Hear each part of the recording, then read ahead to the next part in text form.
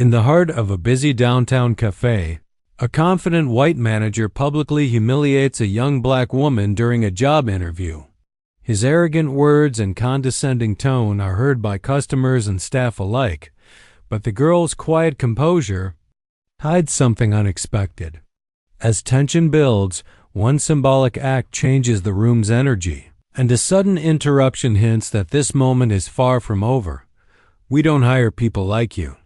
The words sliced through the air like glass.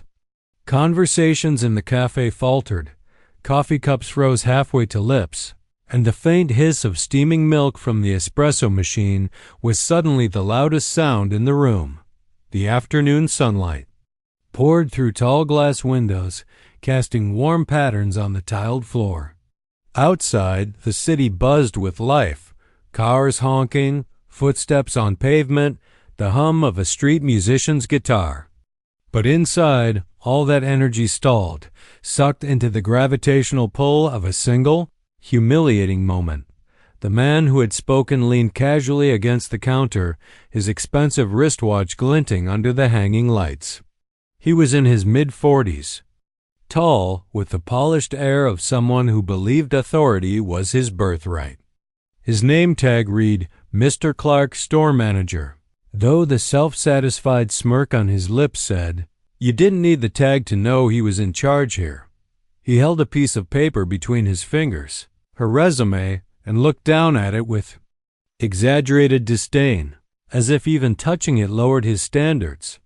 Across from him stood a young woman in a plain navy blouse and neat black slacks. She was no more than 22, her hair pulled into a low bun, posture straight despite the sting of his words. Her name was Aisha. She didn't flinch around them. Customers watched. Some glanced away uncomfortably, pretending to be absorbed in their laptops or pastries. Others stared openly, their expressions betraying curiosity, pity, or quiet outrage. A barista, a young Latina with a milk pitcher in hand, shifted awkwardly. Torn between stepping in and staying silent, Mr. Clark's voice rose a notch, enough to make sure the entire cafe could hear. Your experiences. What? 2 months. At some corner bakery? We have standards here. He chuckled, low and derisive. And even if you had the skills, you wouldn't fit the environment we're building. The subtext was so loud it didn't need to be said. Aisha kept her eyes on him, calm but unyielding. Inside, her pulse thudded in her ears, but she refused to give him the satisfaction of seeing it. She'd been in moments like this before. Moments where a person's arrogance thought it could define her worth. She took a slow breath. I see. Her voice was steady, almost soft, but it carried in the hush that had fallen over the room. Mr. Clark smirked again, clearly mistaking her calm for defeat. He lifted her resume, ripped it cleanly down the middle, and let the pieces flutter to the floor between them. A symbolic execution. A murmur rippled through the room. One customer, a middle-aged black man in a tailored suit, shifted in his chair, his jaw tightening. The barista froze mid-pour. Aisha knelt slowly, picked up the torn halves, and straightened them gently as though they still deserved care. She stood again, looking him in the eye. You're right, she said quietly. I wouldn't fit your environment. It was just one sentence. But it landed heavy, a quiet defiance that made a few customers exchange glances. Mr. Clark's smirk faltered for a fraction of a second before he covered it with a laugh. Good luck out there, he said, already turning his back to her. And then the front door swung open with force, the little brass bell above it clanging sharply. A young woman stood in the doorway, her eyes red and puffy, cheeks streaked with fresh tears.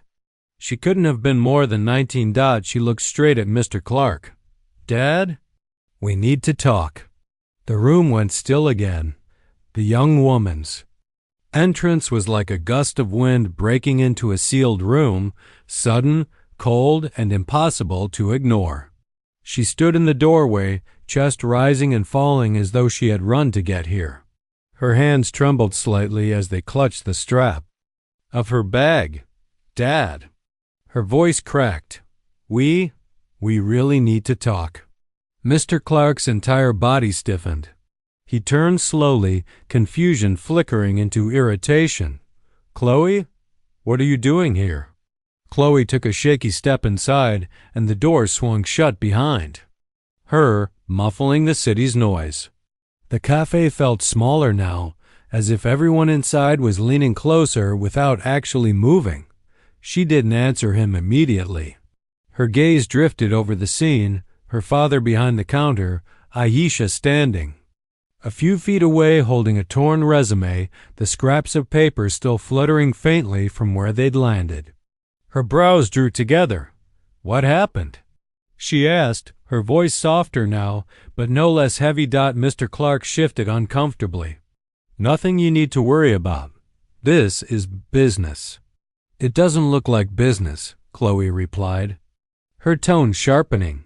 She looked back at Aisha, and their eyes met. There was no judgment in Chloe's expression, only a searching, almost apologetic kind of recognition.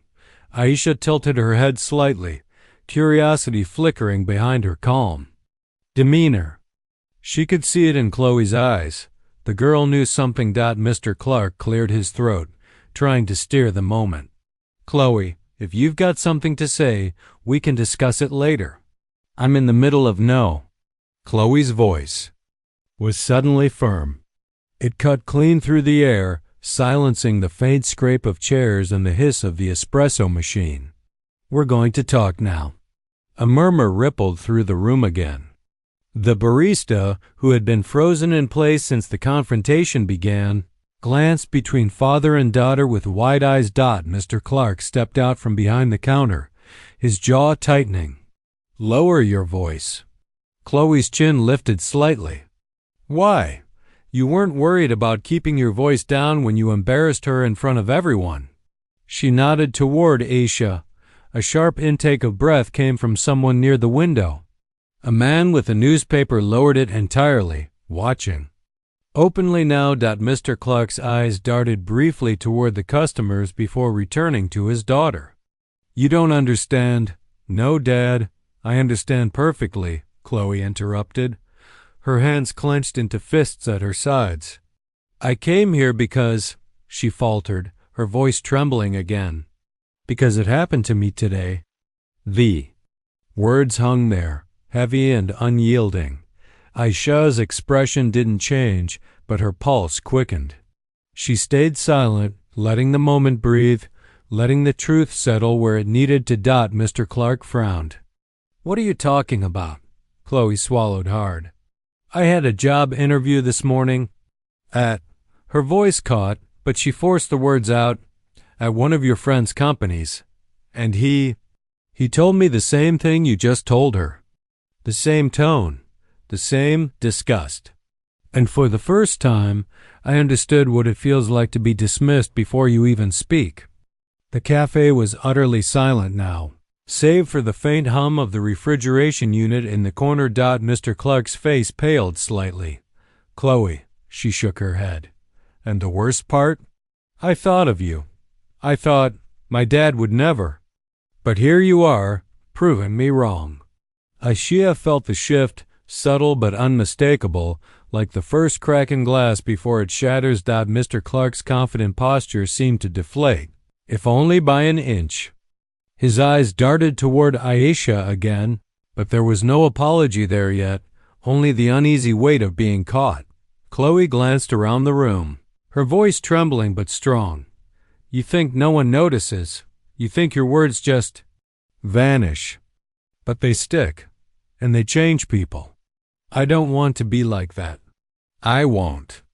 For a moment, nobody moved. And then Aisha, still holding the torn pieces of her resume, spoke, her first words since Chloe had arrived. Sometimes, she said quietly, it takes losing something yourself to understand what you've taken from others. The line seemed to land not only on Mr. Clark, but on the entire cafe. Acute. Mr. Clark opened his mouth, but before he could speak, Chloe turned toward Aisha. "I'm sorry," she said, her eyes sincere. Aisha gave a small nod.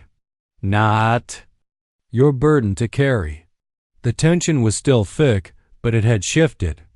Something was unraveling, and Mr. Clark knew it for a long, fragile moment. The cafe felt like it was holding its breath. The air carried that peculiar heaviness that comes after a public confrontation, when everyone knows something significant has just happened, but no one is sure what comes next. The hum of the refrigerator and the faint tapping of rain against the glass windows became the only sounds. Somewhere in the corner, a phone vibrated against a wooden table, but its owner didn't dare answer it. Aisha felt the eyes on her. They came from every direction, cautious, curious, sympathetic, and judgmental all at once. It wasn't the first time she'd been in a room like this, where silence was louder than speech. The whispers started near the back. Two older women with shopping bags leaned toward each other. "Did you hear what she said? His daughter?" "Serves him right," the other replied, her voice barely above a breath. Near the front window, a man in a business suit lowered his coffee cup, his gaze shifting between Aisha and Chloe with something like respect. Across from him, a teenage boy wearing headphones pulled one earbud out, clearly unwilling to miss what was unfolding. Mr. Clark noticed it too, the weight of those stares, the quiet shift of the room's opinion. His jaw tightened. "All right, everyone, this is not a show.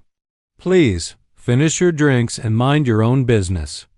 But it was too late. Chloe stepped forward, her voice calm but unyielding. "No, Dad, this isn't about them minding their business. This is about you taking responsibility."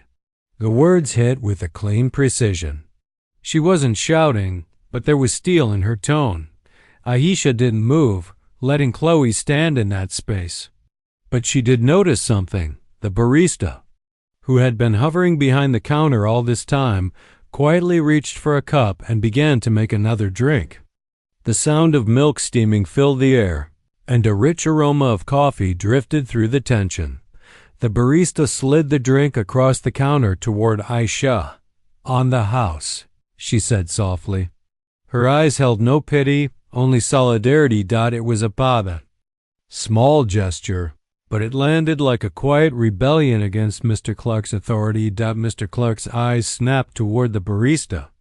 "Maria, we don't." Maria cut him off without looking up. "I'm just being decent." A few customers exchanged glances, some hiding small smiles.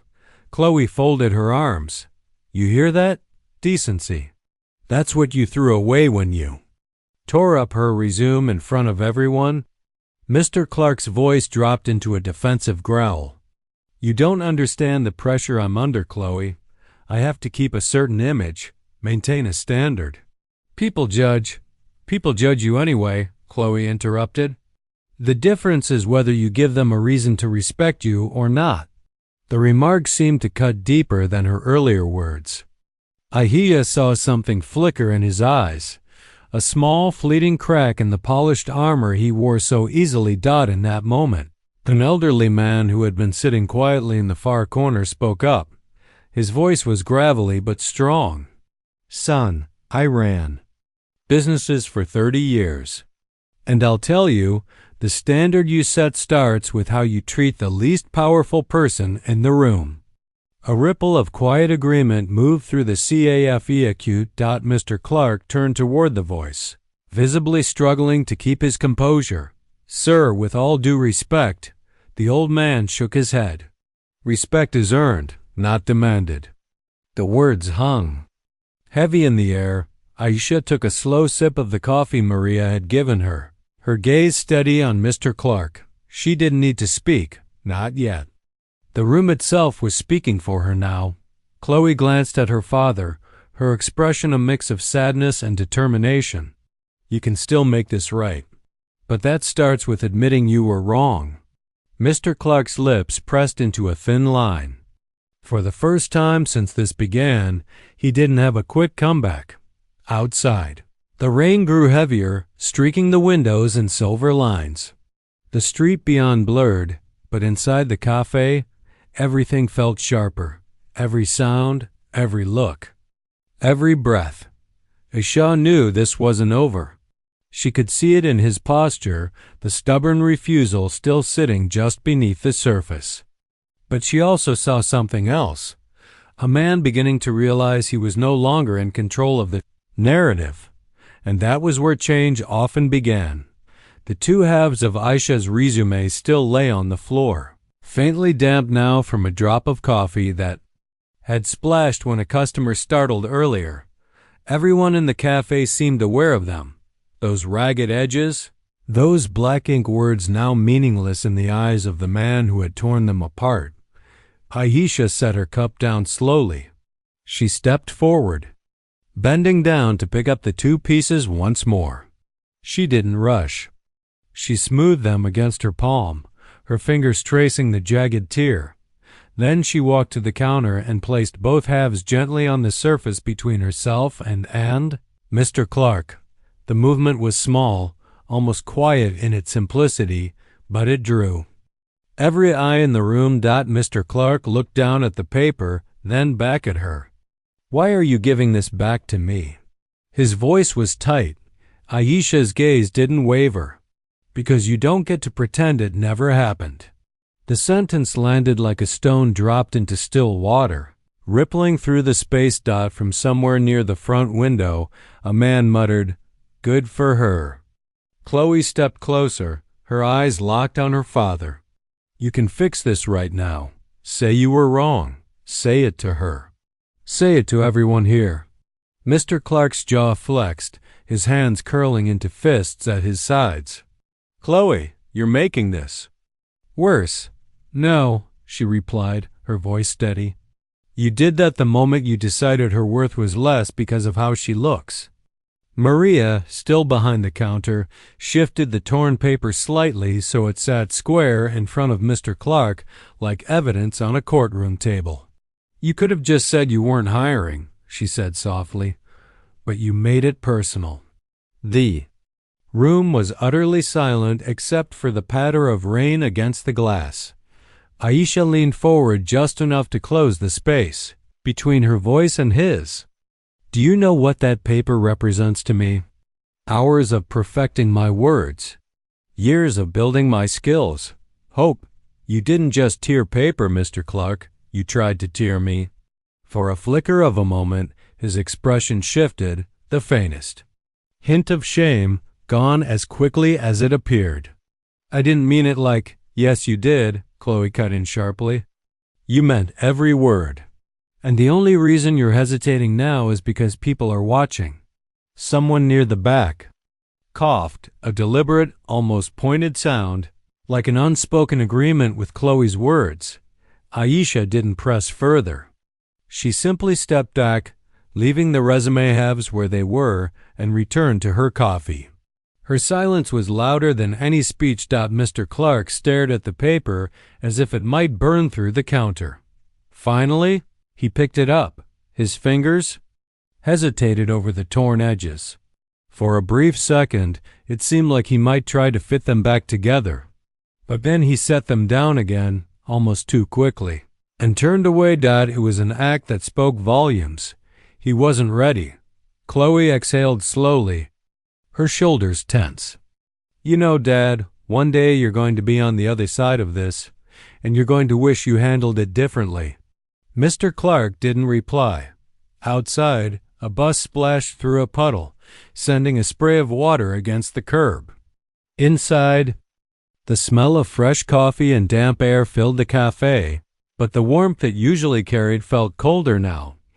Aisha glanced at Chloe, offering the faintest nod. Not gratitude exactly, but acknowledgement, because sometimes standing your ground wasn't about shouting. Sometimes it was about placing the evidence right where it couldn't be ignored. And waiting. And Mr. Clark was beginning to realize he might not be able to walk away from this so easily. The air in the cafe was thick with unspoken things, the kind of silence that feels heavier than noise. Mr. Clark stood behind the counter, one hand resting on the torn resume, the other tapping the countertop impatiently, as if waiting for the moment to pass so he could get back to pretending nothing happened. Then, his phone buzzed.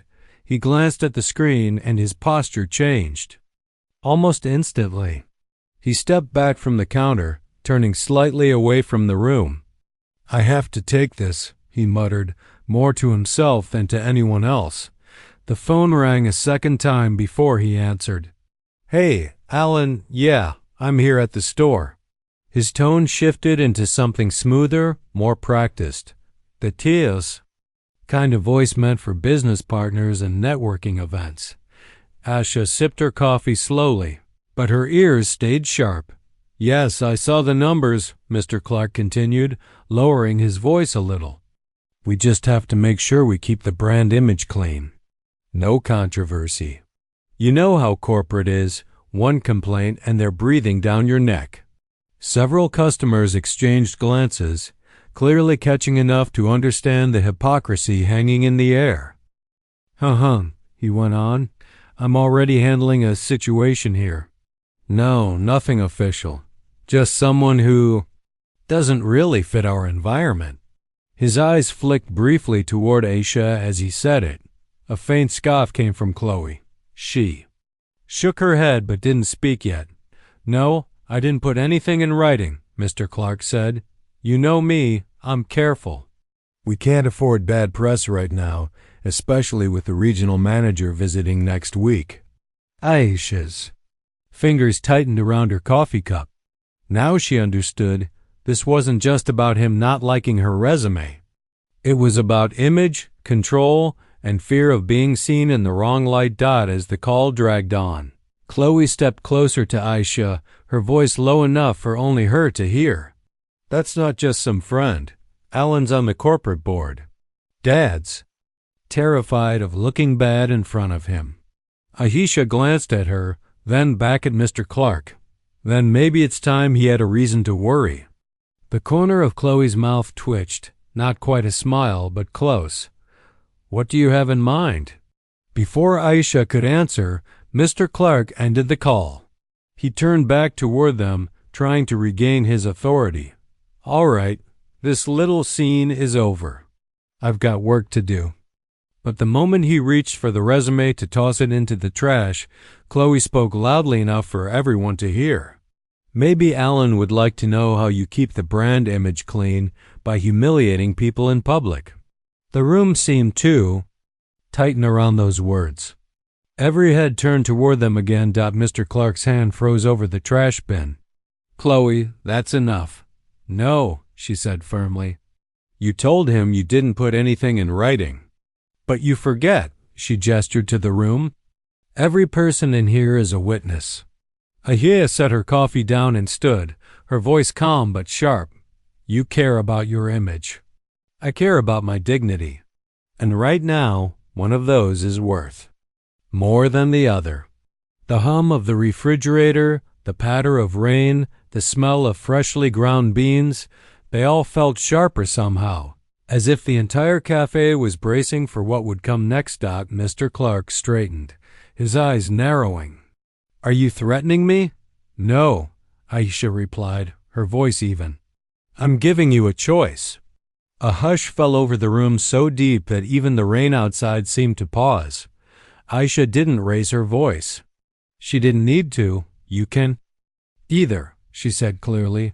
"Apologize to me, here now, in front of everyone, or you can deal with the consequences of what every single person in this room just witnessed." The words hung in the air like a verdict. Mr. Clark's eyes narrowed, his chest rising and falling with controlled breaths. "That sounds a lot like blackmail." "No," Aisha replied calmly. "It's accountability. The thing you claim to care about when it's someone else's mistake." A faint murmur of agreement rolled through the cafe. A man in a gray sweater sitting near the door nodded subtly. The teenage boy with one earbud still in whispered, "She's got him, too." The girl next to him, Chloe, stepped forward. "She's giving you a chance, Dad. I wouldn't waste it." Mr. Clark's mouth twisted as though tasting something bitter. And what if I say no? Aisha didn't blink. Then you'll spend the rest of your week explaining why your cafe's most viral moment isn't about coffee. The line landed. Several customers exchanged looks, some amused, some eager to see what would happen next. Mr. Clark's gaze darted around the room, as if realizing for the first time just how many phones were out. A man near the corner was holding his low, pretending to text, but the camera lens was unmistakable. Before Mr. Clark could respond, a deep voice came from the back. The elderly man who had spoken earlier stood, leaning slightly on his cane. I'd listen to her, son. Pride's a poor pillow. Mr. Clark turned toward him, his irritation flashing. With respect, sir, this is none of it's all of our business, the man interrupted, when someone uses power to make another person feel small. I've been on both sides of that. One side is a lot harder to sleep with. The room seemed to lean closer. Chloe crossed her arms. You care about image? Start caring about character instead. Mr. Clark exhaled slowly, his shoulders tightening. Fine, you want an apology? Here. No, Aisha interrupted. Her voice was firm, cutting through his attempt. Not a performance. Not a line you rehearsed to make this go away. A real apology. For the first time, Mr. Clark hesitated. His eyes darted to Chloe, then back to Aisha. Something in his expression shifted, not surrender. Not yet, but a recognition that the walls were closing in. You're making a big deal out of, he began. This is a big deal, Chloe snapped. Maybe it's the biggest one you'll ever face, because it's not about a resume. It's about who you are when no one can stop you. Mr. Clark's jaw clenched. His gaze swept the room again, landing briefly on Maria behind the counter. She said nothing, only kept her eyes on him with a look that was half challenge, half disappointment. The rain outside tapped steadily against the glass, a quiet metronome marking the seconds of his indecision. Finally, he stepped forward, his voice low. What exactly do you want me to say? Aisha didn't smile. The truth, that you were wrong, that you treated me with prejudice, and that you understand the damage that causes, not just to me, but to everyone who sees it happen. It was the kind of request that left no wiggle room. The cafe was so silent you could hear the hum of the light fixtures. Somewhere in the back, the espresso machine clicked off. Mr. Clark's pride and his self-preservation were in a quiet, vicious battle. And Aisha knew, whichever side won would decide the rest of this day. The air in the corporate headquarters smelled faintly of polished wood and expensive coffee. It was the kind of place where reputations were either burnished to gold or ground into dust. Michael had been here before, but always as the golden boy, the manager who could get things done. Today, the receptionist barely looked at him when she said, "They're waiting for you in conference room A. Michael smoothed his tie, squared his shoulders, and walked down the carpeted hallway. He rehearsed his lines in his head. Misunderstanding, out of context, overreaction. The words felt sharp and ready, like weapons. The conference room was large, with a long glass table reflecting the overhead lights. Around it sat the regional director, 2 senior HR managers, and the company's legal counsel. Their expressions ranged from unreadable to outright cold. Michael, the regional director began, his voice polite but thin. We've had developments. Michael smiled faintly, as if prepared. I understand there's been some confusion about a situation at the store. HR manager number 1 leaned forward. Confusion is one word. National scandal is another. Michael's pulse quickened. With all due respect, this has been blown way out of proportion. The legal counsel tapped a tablet. A faint audio recording began to play. Michael's own voice filled the room. We don't hire people like you. Michael froze. The recording continued, crystal clear. The sound of paper tearing. The faint laugh he thought no one heard. And then the silence after. When the playback ended, the room was utterly still. That, the director said, is not confusion. Michael swallowed hard, but before he could respond, the door swung open. Jordan walked in, calm, collected, and holding a manila folder. Sorry to interrupt. I believe this concerns me. The director gestured for him to proceed. Jordan stepped forward and placed a printed transcript of the full conversation in front of each executive. This isn't the only recording. There's video too, and witness statements. Michael's hands clenched. This is an ambush. Jordan didn't flinch. This is the truth. You tore up her resume in front of customers. You humiliated her. And you thought no one would notice. HR manager number 2 leaned back in her chair. Jordan, you understand these recordings will be part of a formal investigation? I understand, Jordan said. His voice didn't waver. The regional director looked at Michael. You told us you treated her fairly. You lied repeatedly. Michael's face was pale now, his carefully composed mask cracking. I was just enforcing company standards, Jordan cut in, his tone sharp. Standards don't have a skin color. The silence that followed was heavier than any argument. Finally, the director spoke again. Michael, you are suspended effective immediately, pending termination review. Please hand over your store keys. The words hit like a gavel. Michael hesitated, looking around the table for even one sympathetic face, but found none. His hand trembled slightly as he placed the keys on the table. Jordan didn't smile. He just said, This isn't about ruining you. It's about making sure no one else gets treated that way again. Michael turned toward him, eyes narrowed, but said nothing. As he left the room, the door closing behind him, the executives began murmuring in low voices. Jordan stayed silent, his gaze steady on the table. For the first time in years, Michael wasn't the most powerful man in the room, and he knew it. The HR floor felt colder than usual, not because of the air conditioning, but because the entire atmosphere had shifted. The gossip was quieter now, not gone, but different. It wasn't just about Aisha anymore, it was about Samuel. The whispers were laced with curiosity, speculation, and most dangerous of all, doubt. Samuel walked through the glass hallway with his head held high, but his steps were heavier. The authoritative clack of his shoes had lost its edge, almost as if the floor no longer respected him. He carried a file in one hand, an excuse to visit HR. But everyone knew it was more than paperwork that brought him here. Aisha sat at her desk, reviewing a training schedule. She felt his presence before she saw him.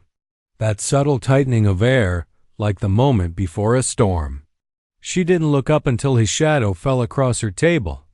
You think you're clever, Samuel. Sighed, voice low, almost a growl. You think just because my daughter's been confused lately, you can turn this place against me. Aisha closed the folder slowly. Her calm gaze met his with such steadiness that it unnerved him. I haven't turned anyone against you, Mr. Carson. You're doing a fine job of that yourself. His jaw flexed. Watch your tone. Why? She asked, still calm. Afraid someone might finally speak to you like an equal? He leaned closer, lowering his voice even further.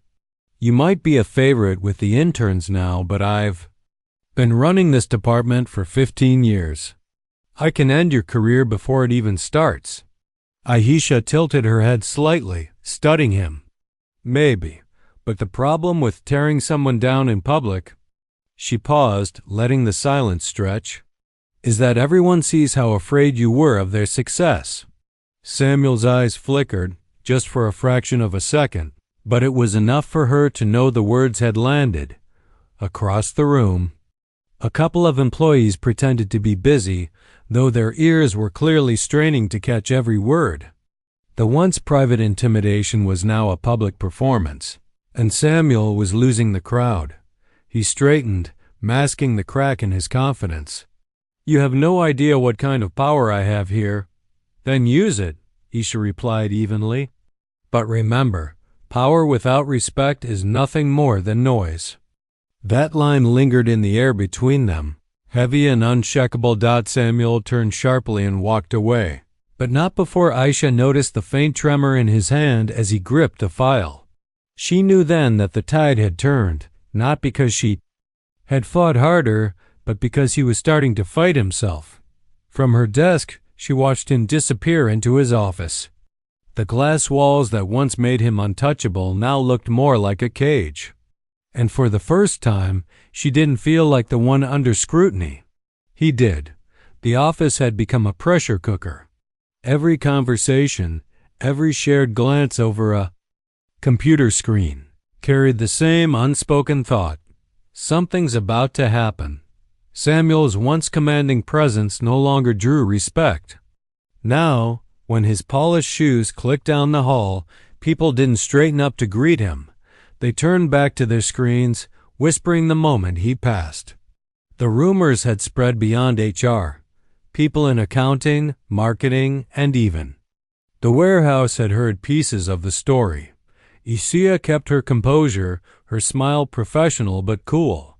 She'd learned that in a toxic environment, silence could be sharper than any insult. But Samuel? He was unraveling. It started small. A missed deadline on a report. A meeting he forgot to attend. A tense phone call overheard by 3 employees. And then the more personal signs began to show. His wedding ring was gone. He left the office earlier than usual some days, and later on others, like he had nowhere steady to be. Everyone knew his daughter hadn't been home in weeks, though no one dared ask why. That Thursday afternoon, the storm finally broke.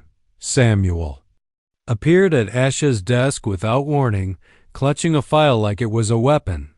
She felt the shift in the air, the same feeling you get when a thundercloud rolls overhead. "You've been busy," he said in a low voice, leaning on her desk. His cologne was strong, as if he'd over-applied it to mask something else. "Making friends," whispering in ears. "I hope you're proud of yourself." Ashiya looked up slowly from her computer. "I've been doing my job," he smirked. "Don't play innocent with me." "You think I don't notice the way people look at me now?" "The way they don't look at me? That's you. You've poisoned this place against me." Her voice stayed calm, but her words were deliberate. "You've done that to yourself, Mr. Carson. People notice how you treat them. I didn't have to say a word." The corner of his mouth twitched, the kind of twitch that came from holding back anger. "You're walking a very fine line. And you're standing on one that's about to snap," she replied evenly. The words hung in the air, charged. From the corner of her eye, Aisha saw 2 interns pretending to type furiously while listening in. Samuel must have noticed them too, because his voice dropped even lower, almost a whisper. "You have no idea what I'm capable of." Aisha's gaze didn't waver. "I know exactly what you're capable of, and that's the problem." For a moment, it was just the 2 of them in a silent standoff, her steady, him simmering. Then he pulled himself back, straightening up and forcing a thin, controlled smile. "Careful, Miss Khan," he said before turning to leave. As he walked away, she noticed the stiffness in his shoulders, the way his hand trembled ever so slightly on the file. He wasn't in control anymore, and he knew it. Back at her desk, Aisha took a slow breath. The power dynamic had shifted. She was no longer the one under a microscope. Samuel was. And for the first time since this had begun, she felt the balance tipping in her favor. By Monday morning, the office was buzzing, and not with the usual weekend gossip. Something was in the air. The tension that had been building for weeks was ready to break, like a bowstring pulled too tight. Aisha walked in early, hoping for a few quiet minutes before the day exploded. Instead, she found 3 coworkers clustered in the break room, whispering with the urgency of people who just stumbled onto a secret. They went silent the moment they saw her. But one of them, Karen from accounting, couldn't help herself. "Check the news," she murmured before slipping past. Aisha pulled out her phone. Within seconds she saw it. Samuel Carson, regional manager at Langford & Co., facing internal investigation. The article was vague. Credible complaints. Conduct unbecoming. HR review in progress. But anyone who knew the office could fill in the blanks. Her heart pounded, not with fear, but with something closer to relief. When Samuel finally arrived, it was almost theatrical. He strode in wearing a suit sharper than usual, his tie a perfect Windsor knot, as if overcompensating for the fact that his authority was hanging by a thread. But his eyes betrayed him. They darted around the room, scanning for reactions, catching every hushed conversation that stopped when he passed. The moment he sat at his desk, his phone rang, loudly, insistently. He snatched it up. "What do you want, Carol?" "I told you." He stopped mid-sentence, realizing too late that his voice carried across the open floor. A pause. Then, in a much lower tone, "She's not my problem right now. She's yours." Another pause. "Don't bring her here. I mean it." Aisha's pulse quickened. She? There was only one she that could rattle Samuel like that, his daughter. Emily. By lunchtime, the mystery was solved. Emily Carson walked into the office with the confidence of someone who didn't care who was watching. Tall, striking, with sharp green eyes that seemed to take in everything at once, she carried no hesitation in her steps. And she went straight for her father's office. Every head turned. A few whispered guesses. Someone even muttered, "Showtime." Inside the glass-walled office, the confrontation unfolded like a silent movie for everyone outside. Emily's hands moved as she spoke, quick and pointed. Samuel tried to interrupt twice, but she cut him off both times. At one point, she gestured toward Aisha's desk, and Samuel's jaw tightened. Then, the moment no one could have predicted, Emily reached into her bag, pulled out a medal, and placed it firmly on his desk. A military medal. "From here, Aisha." Couldn't read the inscription, but she could see Samuel's face shift from irritation to something closer to shame. Emily didn't stay long after that. She stepped out, glanced briefly in Aisha's direction, and gave the smallest of nods. Not a smile, not an apology, but an acknowledgement. Then she left, heels clicking against the floor until the door swung shut behind her. The office fell into an awkward quiet. Samuel emerged a few minutes later, but the swagger was gone. He didn't bark orders. He didn't stop to intimidate. He just walked back to his desk and stared at the medal in front of him for what felt like hours. For Aisha, it was confirmation. The tide had fully turned. The cracks in his armor were now too wide to hide, and tomorrow they might just swallow him whole. The boardroom was a theater tonight. Every seat filled, every eye trained forward, every breath tight with anticipation. Cameras clicked. Reporters whispered. The massive chandelier above glittered like judgment itself. At the head of the table sat Richard, the man who had, weeks ago, torn my resume in half like it was a piece of scrap. His jaw was tight, but his eyes were darting, scanning for escape. Routes that didn't exist. Beside him sat Claire, his daughter, pale and quiet. She hadn't met his gaze since entering. Her hands were clasped so tightly together. The knuckles were bone-white. At the far end of the table, the chairwoman cleared her throat. This meeting was called to address severe misconduct by our regional branch manager. The floor is open. I rose. The room went still. Walking to the center, I placed two things on the table. A newspaper clipping with the headline, "Local Manager, Accused of Racial Discrimination," a pristine copy of my resume, the same one he'd destroyed. The murmur started instantly. "I came here." I began, with nothing but hope. I left that day with my dignity ripped in half, quite literally. This, I tapped the resume, wasn't just paper. It was my future, and he decided it wasn't worth his time because of the color of my skin. Richard shifted in his seat, his lips pressing together. But that day, I continued, turning toward Claire, someone else walked in. And she cried because the man who had just humiliated me was her father. And she knew something the rest of us didn't. A pin-drop silence. Claire looked up. Slowly, her voice trembled out. I was there to tell him I'd quit my internship because my boss, his close friend, had made disgusting comments about me. And when I told Dad, he laughed. Gasps. A couple of board members leaned forward. This company, I said, sweeping my gaze across the room, is built on reputation. You market trust, respect, and equality. But when a man at the top can destroy lives with a smirk, all you've built turns to dust. I slid a folder across the table to the chairwoman. Inside were statements from other employees, people Richard had quietly mistreated, passed over, or pushed out. Their stories were written in the same ink as mine.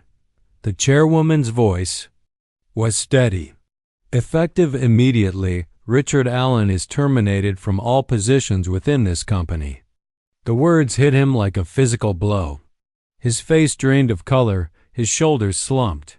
He looked at Claire for help, but she didn't move. As security stepped forward, Richard muttered, "This isn't the end." I leaned in close enough for only him to hear. "It is for you." The cameras flashed as he was escorted out. I didn't stay to watch him leave. Instead, I gathered my resume, folded it carefully, and slipped it into my bag. Outside, the air felt sharper, cleaner. Claire found me in the hallway. "I'm sorry," she whispered. "You don't owe me an apology," I said. "Just make sure you never become him." We walked in opposite directions. The company later offered me the position I'd originally applied for. I declined. Because some victories aren't about stepping into the place you fought for. They're about knowing you changed it forever. And as I stepped out into the city night, lights flickering above me, I smiled. Some stories end with justice. Mine ended with both justice and freedom.